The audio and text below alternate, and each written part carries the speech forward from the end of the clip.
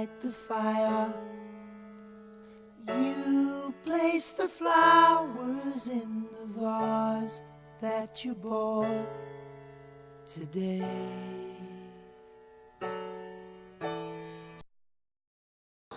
딸이 7이고 아들이 하나인 집에 둘째 딸로 태어났습니다. 어릴 때는 굉장히 씩씩한 소녀였습니다. 그리고 남들과 똑같이 평범한 고등학교 생활까지는 보냈었고요. 대학에는 이제 제가 81학번인데 다 아시다시피 81학번은 이제 우리나라 학생운동이 본격화되는 시기의 첫 학년입니다. 그래서 대학 들어가서는 학생운동을 열심히 한 그런 세대이고요. 졸업한 이후에는 잠시 이제 노동 현장에서 활동을 했었고요. 그리고 이제 87년에 김대중 대통령을 만나서 평화민주당을 함께 하게 됩니다. 그래서 거의 야당을 10년을 했고요. 10년 만에 정권 교체를 이루어냈습니다.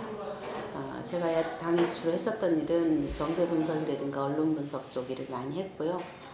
그것을 평가를 바탕으로 해서였는지는 모르겠지만 어쨌든 그 이후에 제가 정권 교체된 이후에 새정치국민회의 부대변인으로 발탁이 되었습니다. 그래서 새정치국민회의와 새천년민주당에서 국민의 정부 5년 동안 제가 풀로 부대변인 생활을 합니다. 그래서 한나라당과의 전선에서 최전선에 서 있는 아주 유명한 부대변인이었습니다. 그때 요즘에 회자되고 있는 원정 출산이라든가 빌라게이트 이런 문제들을 제기한 당사자입니다.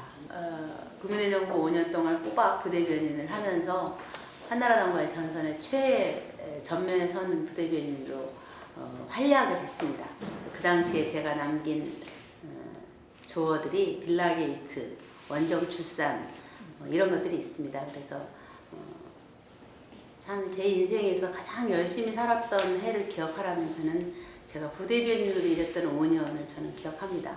그리고 그 마지막 해가 노무현 대통령 후보의 부대변인으로 지낸 1년이었습니다. 그래서 노무현 대통령이 후보로 당선되고 난 이후에 저를 이제 그 담당 부대변인으로 지명을 하셔서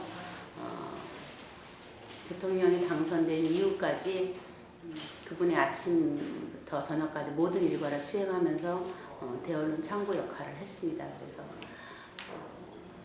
참 많은 이야기들이 그 안에 있습니다. 그분과 함께 했었던 지지도가 60%였을 때 만났다가 15%로 떨어지는 경험도 했었고 거기서 다시 후보 단일화로 후보가 되고 본선에 승리했을 때 그런 순간순간의 그 감동과 감격들이 제 인생에 아주 진하게 남아 있습니다.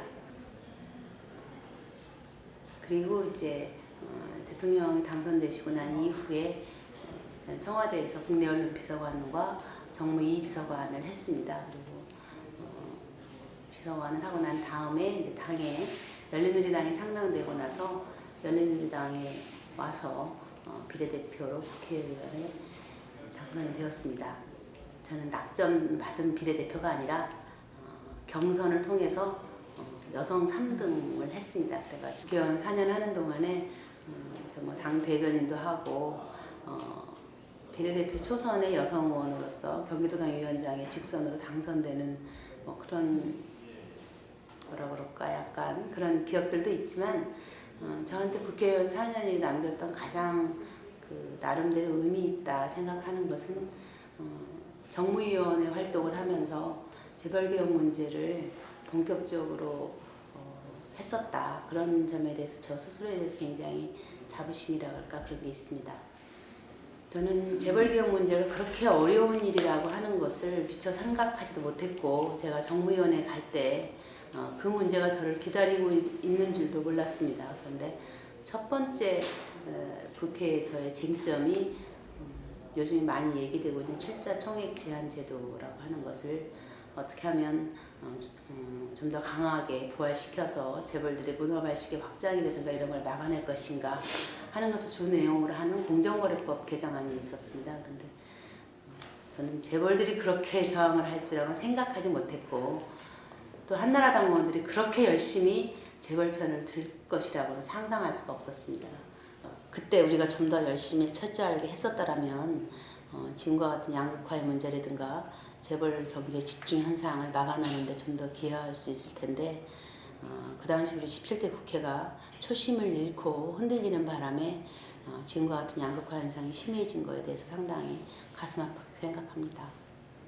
그런데 학교에 아이들이 강의를 요청해서 강의를 할 때나 거리에서 만나는 청소년들이 정치를 하려면 무엇을 해야 하냐고, 무엇을 준비해야 되냐고 물을 때가 가끔 있습니다. 그럴 때 저는 아이들한테 이렇게 답을 합니다.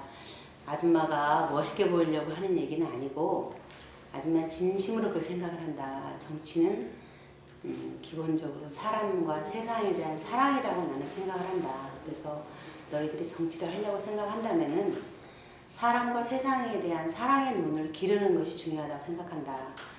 물론 기본적인 공부가 필요하겠지만 어떻게 사는 것이 아름다운 인생인가, 그리고 어떻게 사는 것이 우리 사회가 좀 더 아름다운 세상으로 나아가는 것인가에 대해서 깊이 생각을 하고 주위를 둘러보는 관심이 필요하다. 그러려면은 주위 사람들이 사는 모습에 대해서 관심 있게 바라보고 그 문제에 있어서 잘못된 것, 그다음에 부족한 것에 대해서 어떻게 하면 그것을 바로잡고 채워줄 것인가에 대해서 이웃과 더불어 친구들과 더불어서 함께하는 활동들, 이런 것들을 쌓아나가는 훈련이 다른 그 무엇보다도 중요하다고 생각한다. 이런 얘기를 제가 합니다.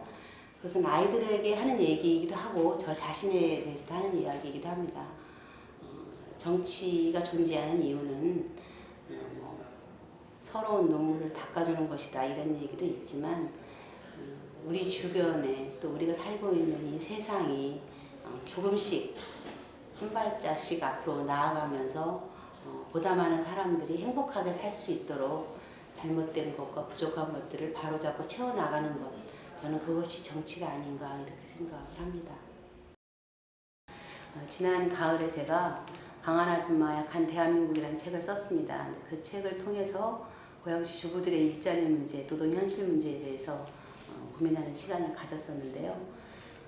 그것에 대한 어떤 대안적 결론으로 갖게 되는 것이 고양시 일자리 문제가 굉장히 심각하다는 그런 생각에 도달했습니다. 그 문제를 고양시의 현실과 다시 비추어 본다면은 고양시의 재정 자립도가 갈수록 떨어지고 있습니다. 최근에는 53, 4% 정도까지 떨어져서 이 거대 도시 고양시가 자칫하면 재정위기에 빠지지 않을까 이런 걱정을 합니다. 고양시의 재정 문제를 해결하기 위해서라도 고양시에 산업적 기반을 만들어내는 것, 그것이 굉장히 중요한 과제라고 생각합니다. 산업의 기반이면서 곧 일자리 창출 문제와 연결되기 때문에 저는 앞으로 만들어지는 이 킨텍스 부지라든가 한류월드를 중심으로 해서 또 지금 이미 이제 JDS가 이제 물 건너갔다라고 얘기를 하지만 그것에 대한 대안으로서 중소기업 문제라든가 남북 교류협력의 배후기지라든가 이런 문제를 담아서 산업과 일자리 문제를 해결할 수 있는 대안을 만들지 않으면은 고양 시민의 삶의 질의 문제 그리고 고양시의 재정적 문제를 한꺼번에 해결하기가 어렵다 이런 생각이 들어서 가장 우선적으로 생각하는 것이 산업적 기반을 통한 일자리 창출 문제가 가장 중요하다 이렇게 생각을 합니다. 고양시가 자립적 경제 기반을 갖고 있지 못함으로 해가지고 수도권 출퇴근하는 도시인데요. 교통 문제가 굉장히 중요합니다. 그래서 요즘에 한나라당 의원들을 중심으로 GTX 얘기를 많이 합니다. 그런데 전 GTX 자체를 반대하지는 않습니다. 그런데 GTX로 가기 이전에 우리가 잊어버린 게 하나 있습니다. 지난 선거 때까지만 하더라도 우리가 다 같이 얘기했었던 건데요. 원래는 경의선을 용산까지 연결하고 용산과 강남을 연결하는 그런 지하철을 연결하는 얘기가 구체적으로 나왔었습니다. 그래서 2014년까지 강남까지 40분대의 지하철망을 만들겠다. 이게 당초의 정부의 철도 계획이었습니다. 지하철 계획이었는데 이게 GTX가 등장하면서 그렇지 않아도 지지부진하던 산업이 그 사업이 실종이 되어버렸습니다. 그래서 저는 GTX까지 가는 데는 서울시의 동의라든가 막대한 재정적 부담으로 인해서 상당한 시간이 걸릴 거라고 생각을 합니다. 그래서 우리 고양시가 GTX가 되기까지 기다리는 것으로 세월을 허비해서는 된다고 생각하지 않습니다. 세 번째는 교육 문제입니다. 전국 어디나 다 교육 문제가 심각한데 고양시도 예외는 아니라고 보고요. 제가 현역일 당시에 고양시 교육환경 조사를 한 적이 있습니다. 그랬더니 고양시가 전국에서 가장 과밀학급이고 거대 학교라는 그런 조사 결과가 나와서 상당히 충격을 받았던 기억이 있습니다. 고양시의 문제만으로 이렇게 단기적으로 처방을 내리는 것보다는 장기적으로 우리나라 교육 환경을 바꿔야 된다고 생각을 합니다. 그래서 OECD 같은 경우에는 학급당 학생 수가 평균 25명입니다. 그래서 최소한 우리나라도 학급당 학생 수가 25명인 나라가 되어야 한다. 그래서 교육의 질을 높이고 공교육이 아이들을 진짜 알뜰 살뜰 살필 수 있는 그런 체계로 만들어야 된다고 봅니다. 그렇게 하다 보면은 일단 일자리가 많이 늡니다. 선생님 자격증을 가지고서도 취업을 못하는 젊은이들이 얼마나 많습니까? 그래서 그 문제는 교육 환경을 개선하고 우리 아이들의 학교 폭력 문제라든가 심리적인 문제를 해결하는 것과 동시에 젊은 층의 일자리 문제까지 해결할 수 있는 것이기 때문에 저는 제 총선의 공약을 넘어서 앞으로 대선 공약으로라도 교육 환경을 OECD 수준으로 개선하는 것, 이것은 꼭 해야 된다고 생각합니다. 그런데 우리 선배들이 남녀 고용 차별에 대해서 싸운 결과 결혼하고도 일할 수 있는 첫 세대가 저희 세대로부터 시작이 됩니다. 그리고 제가 아이를 낳고 나니까 또 우리 선배 언니들이 보육 문제, 우리 아이가 조금 크니까 학교 급식 문제, 이렇게 해서 일하면서도 아이를 키울 수 있는 조건들을 만들어 주셨습니다. 그와 더불어서 가족법을 개정해 주셨고 호주제 폐지를 하셨고 남녀 고용 차별 금지에 대한 일들을 마무리 지어 주셨습니다. 저는 선배 언니들 덕분에 대한민국에서 정상적인 사회인으로 살아갈 수 있는 길을 보장받았고요. 또 제가 어느 정도 일에서 성과를 쌓으니까 정치 참여에 있어서 여성 비례대표 50%를 만들어 주셨습니다. 저에게는 어떻게 보면은 선배 여성운동가들이 쌓아주셨던 그런 결과물들의 혜택을 제가 받은 만큼 제 뒤에 오는 여성들에게 뭔가 길을 열어줘야 될 책임이 저에게도 있습니다.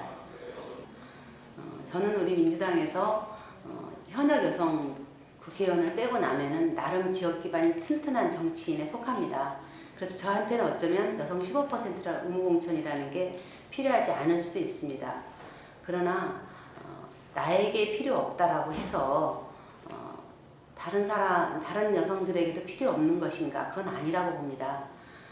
우리 선배 여성들이 여성 비례대표제를 획득하고 여성 비례대표 50%를 만들어내면서 여성 정치인들을 양성했었던 것은 지역구에서 당당히 자리 잡는 여성 정치인들을 그룹으로 만들어내기 위한 그런 조치였다고 생각을 합니다. 그래서 이제는 지역구에서 출마할 수 있는 여성들을 다수 배출하기 위한 징검다리로서 여성 15%, 20%, 25%라고 하는 그런 제도들이 점진적으로 도입되고 확대되어 나가야 된다고 생각합니다. 김현미입니다. 지난 7년 동안 저는 여러분들을 통해서 많은 것을 배울 수 있었습니다. 우리 중산층과 서민의 삶의 문제에 대해서도 배울 수 있게 되었고 우리 대한민국이 어디로 가야 할 것인가에 대해서도 여러분을 통해서 많이 배울 수 있었습니다. 저는 여러분들의 손에 의해서 다시 국회에서 일을 하게 된다면은 중산층과 서민의 경제 문제를 해결하는 그런 정치를 하고 싶습니다. 그렇게 해서 중산층과 서민의 도시인 우리 일산의 주민들의 삶의 문제가 삶이 보다 안정적이고 편안한 그런 나라로 만들고 싶습니다. 그리고 꼭 하나 더 하고 싶은 일이 있다면 남북의 평화입니다. 우리 고양시 일산은 휴전선과 아주 가깝습니다. 남북 문제가 잘 해결이 되면은 북으로 가는 전진기지, 배후기지가 될 수 있지만 남북 문제가 얼어붙으면 휴전선 코미테 동네가 되어버립니다. 여러분과 함께 미래의 대한민국, 평화로운 대한민국을 함께 만들어가고 싶습니다. 지난 7년 저를 사랑해 주셔서 너무 감사드리고요. 여러분의 기대에 부응하는, 여러분의 자랑이 되는 그런 정치인이 되겠습니다. 감사합니다.